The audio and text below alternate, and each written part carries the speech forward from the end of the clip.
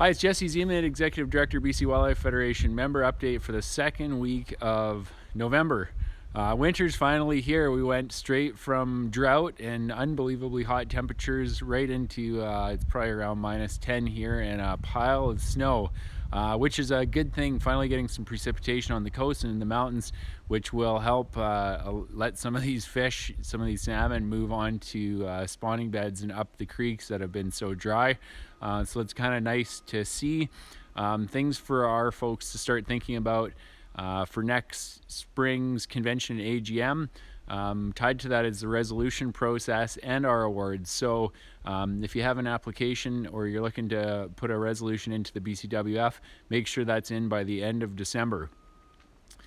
We were just in Victoria last week meeting. We met with 2 of the ministers and then I think about 15 or 16 MLAs as well, talking about issues around funding for wildlife management, Together for Wildlife, setting objectives for wildlife, the fact that resident hunters are willing to pay more if their license fees are dedicated to taking care of these resources. Talked about issues around public access to public resources and all of the things that kind of hit home and have affected our memberships so much here in the last couple of years. Other things on the radar: conservation lottery is ongoing. We're about halfway through.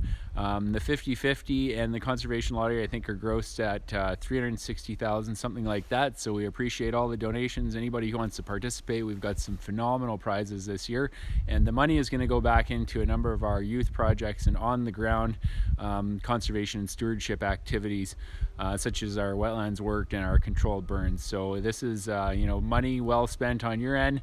We did have the early bird draw about a week and a half ago and made someone on Vancouver Island pretty happy, I think.